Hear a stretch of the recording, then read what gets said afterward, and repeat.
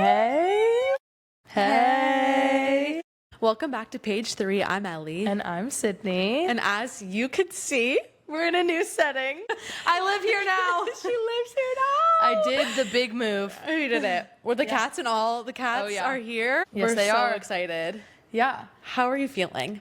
I think today is the first day where I really feel settled. It's the first day where nobody's here under the obligation of like helping me move. Like my mom's not here. My beautiful, wonderful friends who flew from Wisconsin with me to move have sadly left and gone back. So sad.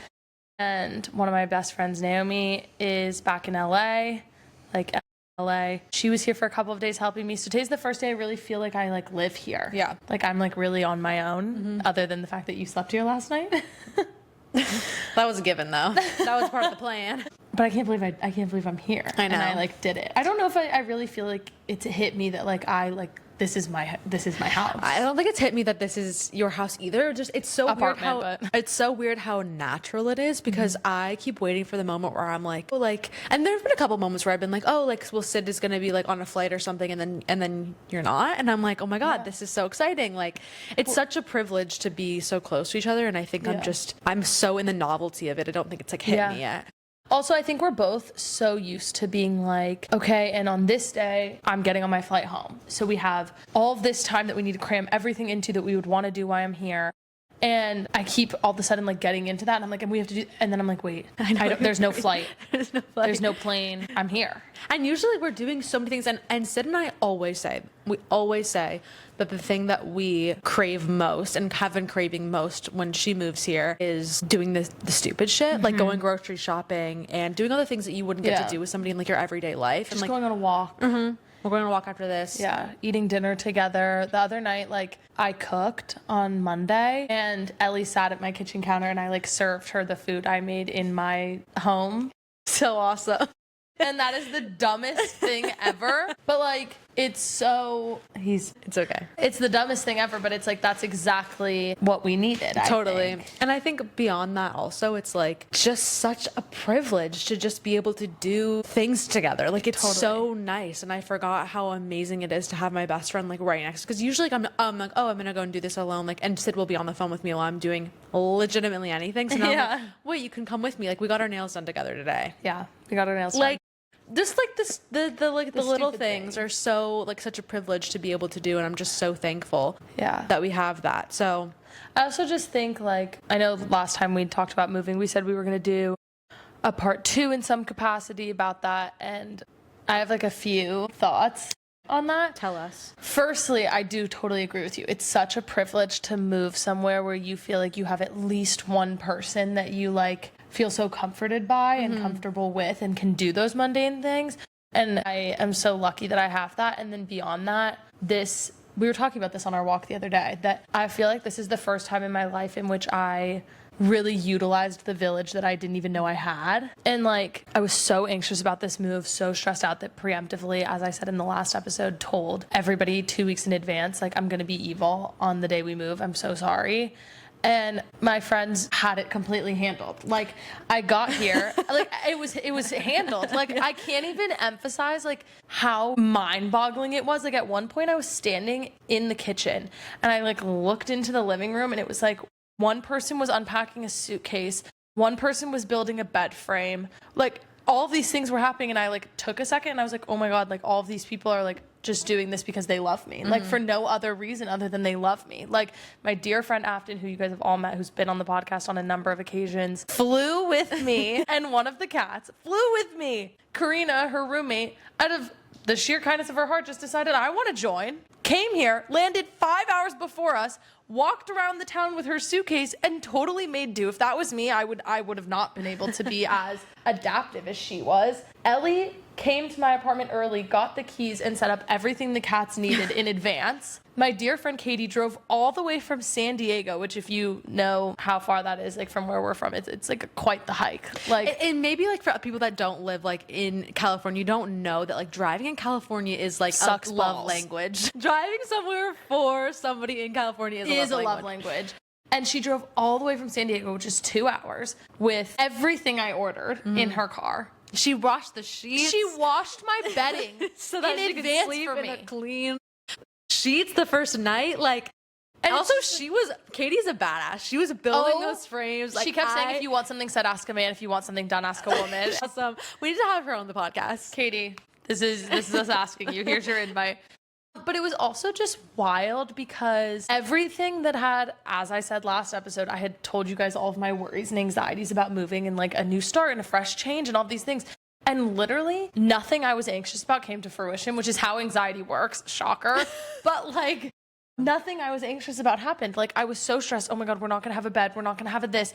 How am I going to manage this? And where is everything going to fit in the car? It was totally fine. The only negative thing that happened was that my AC wouldn't work and nobody complained but me. I was sweating and I was miserable and I was hot and everybody sat their asses on the floor and built shit and unpacked shit and didn't say a peep. They were like, make sure you call maintenance, girl. All is well. It's so crazy. Like it is. Everything I was anxious about moving never came to fruition. And I think the point of me saying that is that like my check-in post move is it's all fine. It's all fine. All of my anxieties were taken care of. All of my lovely friends, who I'm so grateful for, were so wonderful and supportive and understanding and also anticipatory. Like, everybody knew how I was going to be, but they never let me get there. Like, everybody was like, okay, Sydney, you're going to order food and go on a walk and go get it while we manage this. And, like, nobody let me get to my normal level of crazy, which is so wonderful. No. Sorry, I thought my cat was going to jump on the camera. One of my cats on the flight wouldn't take the medication that was supposed to make them not anxious for the plane. And I was a very large amount stressed about that. And Afton was like, it's okay, girl. We're going to buy him a food in the airport and we're going to shove it down his throat and he's going to be fine. And Our you know nurse what? Afton, she fucking killed it. Oh my God. And you know what? It was totally fine. We shoved that meds down his throat. They were high as a kite. As a kite. I mean, they were wobbling around for a little while there. It's just, yeah. I don't know. It just feels so great to be back. It feels so natural to be back home in some ways. Like, when I'm driving, I'm like, forget that there was a point in time in which I did not have my car here and wasn't driving here and didn't live here. Yeah. Like, couldn't do these things. The weirdest for me was when you drove your car, because we had to go and pick up Sid's car, and I saw you drive by me, and I was like, what? And that's like, driving is a huge, as if you've been listening to the podcast, it's a huge part of our friendship. It's just like, and she drove by me in her car, and I was like, what the hell? Like, this is so weird. And then I was like, I need to show up at like 9 a.m. tomorrow because I live like 10 minutes away, which is amazing. And I was like, I need to get here at like 9 a.m. And I'm like, because I have to maximize every single second. And it's like, not that I wouldn't want to get here at 9 a.m. because I like obviously I want to do that regardless, but it's like, we don't need to, every minute doesn't feel like it's slipping through our fingers because we have this privilege of time now. Totally. Which is just such an amazing thing. It's so crazy. I think like part of the things that really hit me was yesterday when it wasn't panic mode the second, like, Ellie had work yesterday, and usually when I would come visit, Ellie would take off work so that we could work on the podcast and do other activities that we only had such a limited time to do. And yesterday when you just like went to work, and I spent all day with my lovely friend who's also Ellie's lovely girlfriend. We were together from 9 a.m. on. Shout out you, sister. I hope you don't hate me yet. She's sick of my ass. But it really hit me. I was like, wait, I'm not like freaking out because I'm losing a day with you. Like, we have all the days. I know. And we like get so excited, like we have like so many plans, like over yesterday, like we had a whole, like it's such an amazing thing. And also I think it was so amazing to see, and I think it's a real testament of just your strength and who you are as a person. You have amazing friends. I love every single one of your friends that I've met, and now I feel like they're my friends too, which is such a privilege. They are your friends. Well, yes, I adopted them all. Mine is yours. And we take that a little too literally sometimes, but that's okay. Okay. And I think it's so comforting and so fun to be like, to know that you have this support system and that you have these people that genuinely care for you. Because you knew me when I didn't. Not that you didn't have people that care for you, but it's just like when you're young and you're stupid and you're a teenager, everyone is in it for themselves, and to have such selfless people around you is such a privilege. Totally. And so it just made me so happy and excited, and everything was fun. Like carrying up 60 packages from Amazon and was fun. It, literally, like, my favorite thing that Katie said was like, good luck finding my waist. That was hilarious. She literally kept lugging things up the stairs, and she was like, this is my workout. Good luck finding my waist. And then we literally ordered like a bunch of food and ate it on a cardboard box in my living room. And she literally was like, and you'll still never find it. And it was just, everybody was so uplifting and happy. And I think like you're so right, because I think so much of my stress and anxiety about all of this was being like, oh my God, and I'm moving to this place. And I feel like I kind of just got a handle on my life like 3 seconds ago. Like actually. And then every single time my friends would shut a door and walk away, everybody who had met them for the first time would be like, oh my God, you have the most awesome friends ever. She does have the most awesome friends ever. I got stung by a bee and I love that. They handled it so well. Like, they're just like, you have such great people, which is just such an awesome. But hearing it from others, I think, was so validating, because I love my friends and I think all of my friends are family. Like, I really do treat them, or at least I try to treat them that way. I hope I do. And so then hearing from everybody, like, you and Katie would leave the room and Afton, I love them. Afton and Karina would leave and you and Katie would be like, I love them. Naomi came over and she was like, I love Ellie. And Ellie was like, I love her. And all in separate context to me. And that's just so awesome to hear, because obviously you always think that your people are the right people for you, but sometimes it takes like seeing it from an outside perspective to know if somebody's good or bad for you. Like, you don't always know what your best interests are, especially if you've been in my situation or your situation where we've watched each other go through not so great friendship dynamics, relationship dynamics, etc.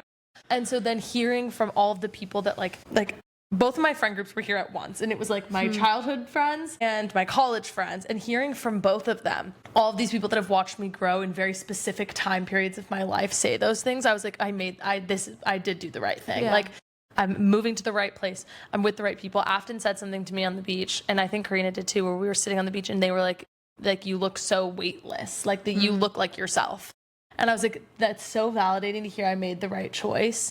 And I was so anxious about leaving because I've been so in my bubble in Madison and at school. And my dear friend Claudia said to me when we said bye to each other, she was like, I'm obviously sad you're leaving, but I'm not heartbroken, because we're not like, you're going to be in my life for the rest of my life. So I don't have to have the fear and sadness of losing you, because you're going to be in my life. Yeah. And that's like kind of how I felt when Afton and Karina left. I was like, they just moved me into my first like big girl adult apartment where I'm like starting my next big chapter of my life. And obviously I'm sad that I don't get to spend every day with them anymore. But like, I know I made the right choice to be here based on the way that the friends in my life helped me do it, and like we're so willing to and wanting to, not just out of love for me, but because they think this is right for me. Yeah. You know? 100%. And I think as somebody, and both of us, I think, have struggled really deeply with friendships, it's so cool to have a village of people that care. So crazy to realize you have a village. Yeah, to like realize you have like accumulated people that give a shit about you is just such an amazing thing. I completely agree. So everyone say, welcome home, Syd. 1, 2, 3, say it now. And I'm all moved in, and I have my wonderful friends, and I'm so excited. Me and Ellie sat down and made a calendar last night of our work schedule. That's like, prepare to be sick of us on TikTok if you don't follow. This is your sign. It's at Pt.2 podcast. we're finally getting our ducks in a metaphorical row. We're getting our ducks in a metaphorical row, which is so awesome. The chain of events that led to this was Ellie graduated. Actually, this is what happened. Sydney goes through breakup. Ellie has to finish her thesis. Ellie graduates college. Sydney goes on trip. Sydney moves across the country. Now I'm here. So if you can imagine, the metaphorical row didn't really exist. There was no stroke rate. No. Our rowing was Horrific. abysmal. And now I think we're getting into a cadence. It's slow, but we're gonna build up, and soon new people will be on a boat with us. Maybe it'll be you. That you're on our boat with us. We're all rowing at the same time, trying to get to this arbitrary future. Where's it going? Nobody knows. But we did make a schedule, and we are really aiming for consistency. Next chapter. We're aiming for consistency, and we're aiming for quality and consistency. Quality and consistency and joy and happiness and love. Exactly. And this is now the time in which we address that we have not posted in a couple of weeks, which obviously, you know, if you follow us or are watching us, that our TikTok has been lacking, obviously, and our videos have been lacking, and that comes from the exact what we just said. Our shit being so untogether. It's unbelievable. Our ducks being literally across countries. Oceans. Yeah. Yeah. But the schedule exists. It's pinned up on my fridge behind you. We are sticking to it. You guys get to watch us do it brick by brick. And you get to I watch feel us like build us brick. Obviously, the podcast started a while ago. Like, we started doing this months ago. But this feels like such like this is the starting point. Yeah, because we're in the same place with no end date. And like, we've been talking about this for so like this is the point in time, and that's why I think I'm trying so hard to ground myself and be like, I prayed for this moment, so Yeah. I need to enjoy every single, like, we fucking made it. Like, that's huge. Do you know what I mean? Like, we fucking did it. We're fucking doing it. You know? We're in the same state, building a studio, working on our dream together, driving distance from each other for the foreseeable future. I could bike to her house. I won't. I can't ride a bike. I always And that's a beautiful thing. And so, does that about cover it? Yeah, I think that covers it. We now bring you to Book of the month time. No, but pre-book of the month time. Pre-book of the month time, which is what we're gonna do now. Sorry, my cats are using... It was Syd's idea, so I'll let you introduce it. Give me one thing. Okay, so... Hi, Bowie. Pre-book of the month time, we wanted to take a few seconds, obviously, because as you just heard, we've had a very chaotic 2-3 months to get to this point and get to the point where consistency can be a priority. And one of the things that we're both focusing on independently of the podcasting consistency is our own reading for the joy of it and for the fun of it and for the heck of it. And so I thought it would be fun if, now that you've heard the chaos of our life, you can hear 2 minutes of what we've been reading independently of Book of the Month on page 3. Yes. You go first, sister girl.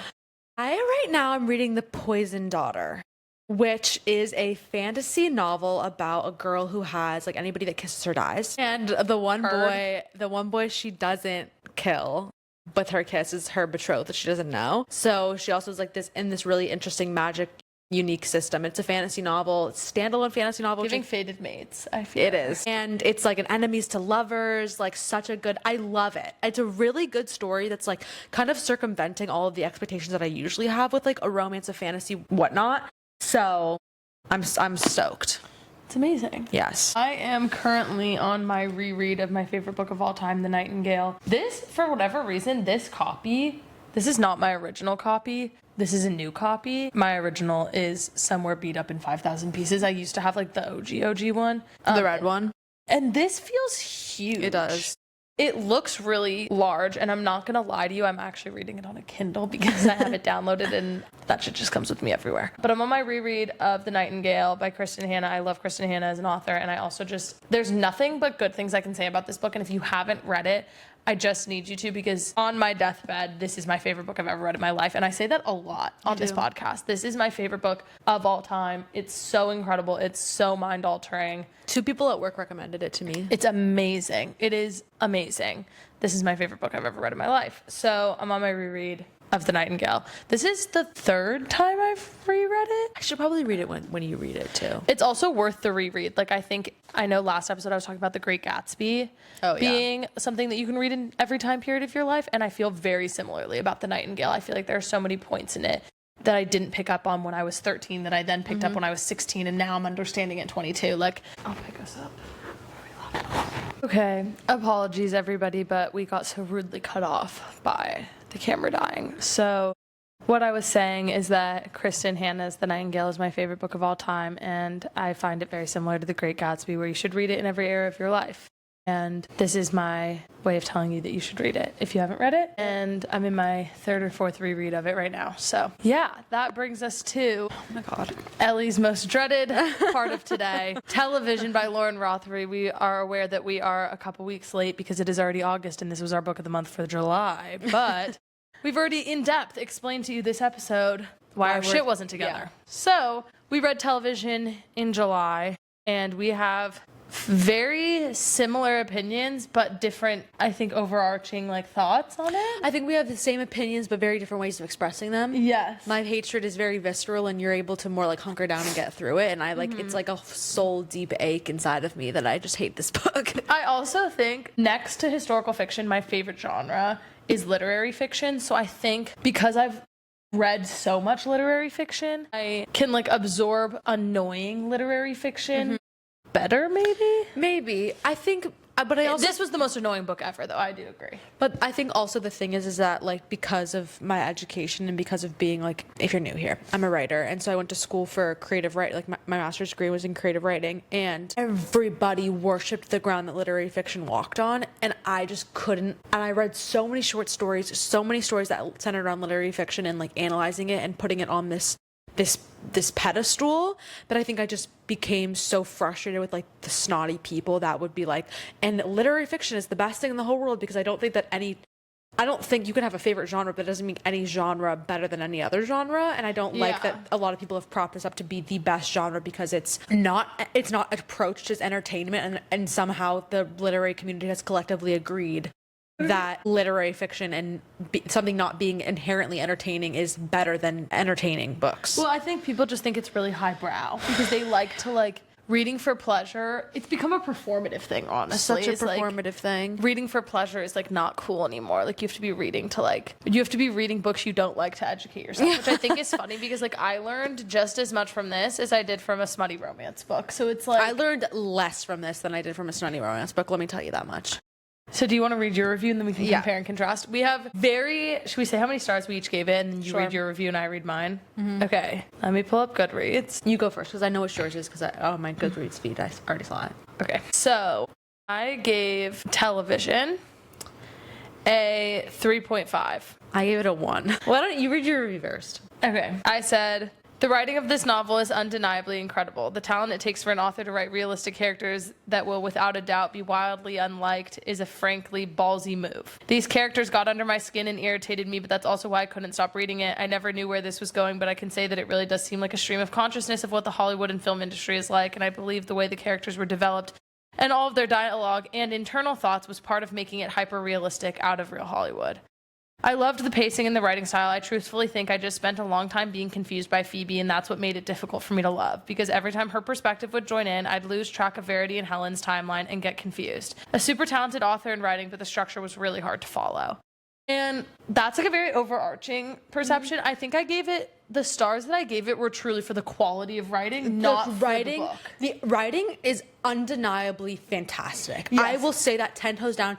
She is a very talented writer, and I just did not like the story. Yeah, I think the stars that I gave it were literally just because of the writing. I didn't like the book because the characters were real, the characters were raw there. I liked the stream of consciousness, but I hated the structure and the way that it was mapped out so much that I actually couldn't even absorb the in-between the lines things that happen in literary fiction because I was so fucking confused the whole time. Phoebe, I said this in my review, continuously, and I was reading an article after, and it said something about how, Lauren Rothery was, attempting to, have Phoebe be, the reason that they never interact directly is because she's supposed to act as, a parallel to them.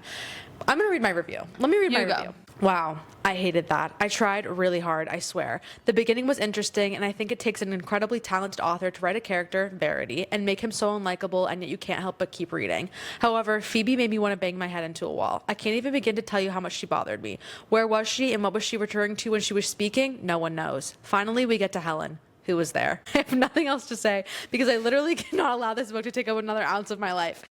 Pause. I was literally in work. Let me set the scene. I'm at work on my break. I finish the book, listening to the audiobook. I finish it. I write this review. I take a breath. I'm so amped up on anger that I wasted my life reading this, so I go back in. Actually, I say something. The Helen who was there is the craziest part because that motherfucker was a wallflower. She was there. Helen was there. End of story. Verity was so unlikable, yet he was my favorite character. He's my favorite. Wait, let me say it. I said, actually, I'm back. Strap in. What the actual fuck was the point of Phoebe? She existed because she was supposed to act as a parallel storyline. Girlfriend was no parallel. She could not have been further from straight, and not in a fun way if she tried. She was in her own plane. She went on a long tangent about choices. The only good thing I got about this book was the validation of how Verity made fun of people in LA who like goji berries and add avocado to everything. Yes, Verity, so true, King. Phoebe, please take immense help in struggling to string one coherent thought together. Then let me know what helps because I struggle with that too. Wow, I hate this book. Does this review feel like a stream of consciousness to you? You're welcome. You read this stream of consciousness, so now you don't have to read the one inside of this book. I have never felt such passionate hatred toward a book, and it's likely because I have never felt like a book was a waste of my time. This was a waste of my time. The first time for everything, I guess. You know what else was the first time for me? Feeling like the man in the story, who was definitely certifiable, by the way, was the most logical and likable person in the story. And remember how I said he was unlikable? Yeah, that should tell you what I think. Okay, now I'm done. You actually, Phoebe inhabited you for that. She really did. Okay, let me tell you something. I can respect I can respect good writing when I see it. I love that Phoebe, it felt like there was a insertion of USB-C card in her brain straight to the page. There was no, remember when she was sounding things out? Okay? What the fuck was that, first of all? But also respect it, okay? Commitment to the fucking craft. Commitment to the fucking point of view. I love it. I wish I didn't have to read it, though. You know what I mean? It's like one of those things where it's like, I wish it was a painting because then I could just walk by it and be like, that's great. But you can just like see it quickly. You don't need to be like looking at it. Well, the thing with a book is you really gotta absorb that shit. You know, it becomes part of you in a way that a painting never could. And this, I did not want to be a part of me. I don't like it. It bothers me so much. I can't even begin to describe to you how much like literally at a certain point I was listening to the audiobook and I was actually like, in my office like this. Like, when will it be over, please? I've never felt that way about a book. I really never. I can usually find one thing that's interesting, one thing that pulls me through. What pulled me through? This podcast. Thanks, guys. Actually, what pulled her through is her saying, Cindy, I don't want to finish it. I really want to DNF it. And I said, it's our job, babe. You got to finish it. I was gonna DNF it because I thought that was very meta. I thought that was very true. You can't DNF our book of the month. I could though, because that's like there are probably people out there that didn't even pick up this book. But you know where what? Was the good job. You know, but where was the fun in that? Your review is so worth the read. I suppose this is fun. I do like, and I don't know what this says about me. I'm really trying to work on this. Like, sometimes it is fun to like dissect things that you don't like because it's just interesting. And you know, we can't like every single book we read. We really can't, or that would just be a little bit boring, right? So I'm sure there are people that worship the ground this book walks on. Totally, completely. But agree. I'm just not. But you're not one of them. I'm not. The one thing of them. is that I actually think there would have been so much to take away from this book, like so much in between the lines work. Sure. Had Phoebe's character Not been there. No, not even not been there. Been explained. Context. Because I understand that literary fiction doesn't really come with a lot of context most of the time, but her character came out of fucking nowhere. Well, she was the author said that she wrote the whole thing and then Phoebe's character was added. And I was like, that is so makes, obvious. Yeah, that is so obvious. Because the Phoebe, like, I agree with you. She needed to be explained in some, like, her grandparents died. Why do I care? All of a sudden, and I'm not even kidding you, when I read the first Phoebe chapter, I tapped back on my Kindle all the way to make sure I wasn't reading Helen, because then I was bewildered. Same. And the French thing, I was so let's confused. Go back to the French thing. That sucked. No, and so my thing is that, like, I really think you could have taken so much out of this. Like, I can see where there were things worth reading in here, and, like, I can see where you would have been able to dissect the good had her character either not been there, been explained, or not even explained, well introduced, maybe. I also think that it would have been helpful if Phoebe would have, at least, you know what would have been a good segue? If she did her whole monologue stream of consciousness about, like, a clip of Verity in an interview. Like, if she was like, it was on her screen in France. And she was like, waited till the last 10 fucking pages. And it went to a screenwriter in LA, and that felt, really fitting. No, it didn't. What felt fitting? Nothing felt fitting because nobody knows what could possibly fit in the story. What is the story? Nobody knows. I honestly, like, her character didn't even need to be explained. Like, the context didn't even need to be there. It's more just like, could you have inserted her in a less disruptive manner? She was meant to be disruptive. That was her whole thing. And you know what? Honestly, I feel disrupted. I feel completely disrupted. And I don't even want to talk about this book anymore. But also, I wonder if that's, like, the point. Because, like, low-key, I can see how this is how people feel about Hollywood. It's like this riled over just people bid. I actually thought his idea of selling off the lottery tickets was a really great idea. I was like, wow, that's actually really smart. But I wonder if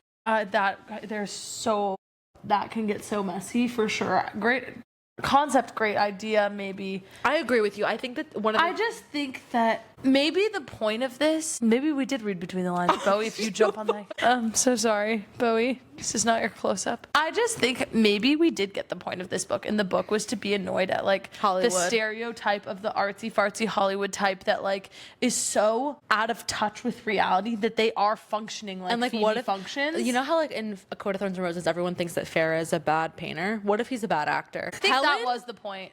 Yeah, I think that was the point too. Can we move on now? I'm really done. Yeah. If you didn't read this for Book of the Month, don't. It would be our recommendation not to, but I guess it's up to you guys. I'm really sorry, Lauren Rothery. Your writing is so ridiculously talented. Please write something else that's not this. Yeah. Perhaps. Anywho. All right. Moving on. 2 weeks late. Another Phoebe. This one's better. Phoebe Berman's Gonna Lose It. This is about a woman who is a 30-year-old virgin, and she decides 30 days before she's going to turn 30 that she wants to go on a mission to lose her virginity, and is juggling 3 boys at the same time, and it's really funny and really awesome. And it's such a self-discovery book. It's supposed to be a coming of age. Obviously, because we are a little bit late, we are a week ahead of you guys reading-wise. I also want to say that Brooke Averick, if you guys have ever heard of Brooke and Connor Make a Podcast. Great. I love her. She's fucking awesome. I actually heard about this book through Eli Rallo's TikTok recommendation after receiving the arc of this, and from Brooke's video of her grandfather reading it. And then I saw in the back that Emily Austin had done a review of it, and that like really fucking sold me because I love Emily Austin, as we know. And so shall we go through our notes of the first? Let me find, where's my phone? So, okay, wait, before that happens, I'll break down the situation for you. So there's 29 chapters with one epilogue and a prologue and an epilogue. So technically we'll count that as 31. So you're going to read prologue through chapter 7, 8, and then from there I can't do the math. You're going to read 8 chapters each week until the last week, which is going to be 7 chapters. So I fucked up and I read chapters 1 through 8 plus the prologue. Whatever. It's okay. These are my notes. Oh, so cute. So organized. Shall I go or do you want to go? I'll go because I don't have notes. Okay, you go. Off the dome. Right off the dome. I will say that the beginning, I was hesitant, but Sid had read this before me and she's like, you're going to love it, you're going to love it, you're going to love it. And I was like, okay. So I read it, and when the first chapter, I was a little bit taken aback by the fact that she was traumatized about something that happened in her childhood, but aren't we all? Yeah. We're also wait, hang on, let me rephrase that. Just let me cut that whole thing out. I was taken aback by the prologue, but I just think it's my first instincts. It's really funny, and I love Phoebe as a character. She's a really interesting character. She's a really 8 chapters in. We are 8 chapters in, but I really like it. Like I'm excited to keep reading it. I'm excited to keep kind of going. It's narrated by Brooke. If you guys listen to the audiobook, which a lot of you guys know that I love reading the audiobook because it just helps my ADHD, and so I love this book. I thought it's really great. I like the characters. I like the structure. I like the way that it's kind of fun. I think the detail, I really can appreciate the way that this character is coming to life on the page. And I think that's really the only things that kind of come out in the first 8 chapters. I'm going to be intrigued to see how the plot progresses as that happens. So I wrote, I love Phoebe so far. So far, it's not too cheesy. I just have a smile on my face because she's so ridiculous in a good way. I can't decide if I think that Jonathan is the one for her or not, which is very loosely approached in the first 8 chapters. At first, when I first met Jonathan, I was like, "Oh, I'm feeling this," and then, but towards the end of the first 8 chapters, I'm confused. Same. I was like, because then Finn appears, and then Matthew's there, and I was like, and then Finn, and then Jonathan, like him going to sleep with another girl the same night. I'm like, oh, I don't know how I feel about this. Yeah. So then I said, otherwise, I love their friend group and the whole dynamic. I'm unsure about Matthew and Finn, but otherwise, I love it.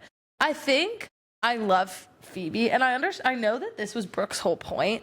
I love Phoebe because there is no sugarcoating it. Like, I think in a lot of romance novels, the girl is a bright redhead with wildly untamable curly hair, and she likes to paint in her free time. Like, you know what I mean? Like, they make somebody who's the attempt is to make them relatable, and in doing so, they make them so relatable that they're unrelatable. Completely. And I love Phoebe because she just is Phoebe. She is relatable. She's so real. She's so human. I love her shirts. Yeah. I love her quirks. I love her traits. And they don't seem so far-fetched. It doesn't seem like Brooke, the author, overcompensated for the lack of realistic characters and overdid it.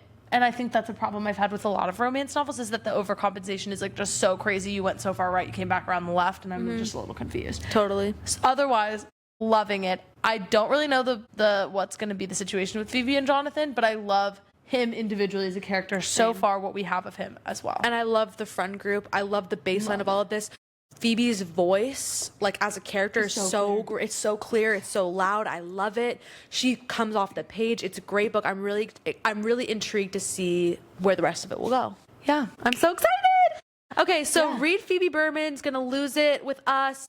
Once again, 8 chapters until the final week of August, which will be 7. And yes, we're so excited to read this with you. I'm really excited about this book. I think this is the book I'm most excited about next to God of the Woods. Yeah, so agreed. Yeah, okay. We love you. We'll see you next week. We'll see you next week. We'll see you in the next chapter. Also, one last thing I want to say is that, again, if you don't already This is me telling you, follow the TikTok at Page3 Podcast on TikTok. Please follow it. Please interact with those videos and the promos. That's where you'll see sneak peeks for episodes to come. It's where you'll see Book of the Month updates and also like just fun other content of us that is adjacent and parallel to the podcast. So yeah, go follow us. It's the same handle for Instagram too. For everything. Yeah. Okay, bye. We love you. Bye. Bye.